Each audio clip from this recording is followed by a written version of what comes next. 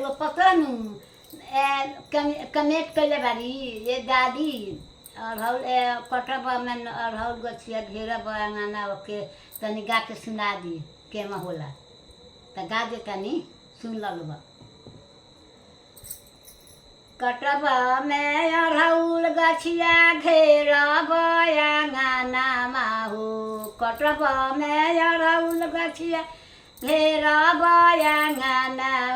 हेरइलू ये मैया जाए ना दे घरवा अइलू ये मैया जाए ना दे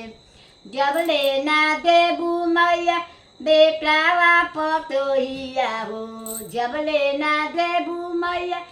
अवध सिन्होरावा हेरइलू ये मैया जाए ना दे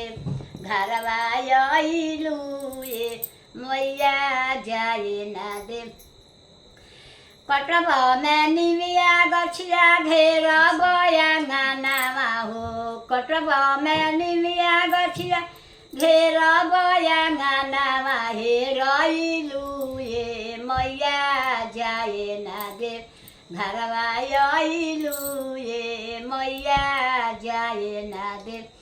जब ले ना देबू मैया न घन सोनावा हो जब ले ना देबू मैया पोतिया से पोत्रावा हो घरवा अइलू ये मैया जाए ना दे हेरइलू ये मैया जाए ना दे जब ले ना देबू मैया बेटिया से गमादा हो जब ले ना देबू मैया भाई रे भतीजावा हेरइलू ये मैया जाए ना दे घरवा अइलू ये मैया जाए ना दे।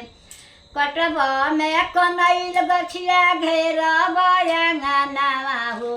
कटब में कनैल गछिया घेरब अंगनावा हेरइलू ये मैया जाए ना दे घरवा अइलू ये जब ले ना देबू मैया दर रे गया दवा हो जब ले ना देबू मैया गौआ जवारावा घरवा अइलू ये मैया जाए ना दे हेरइलू ये मैया जाए ना दे। लाइक करिए ना सब मैसेज भेजिए लोगन देखी गाँव तनी कि ना।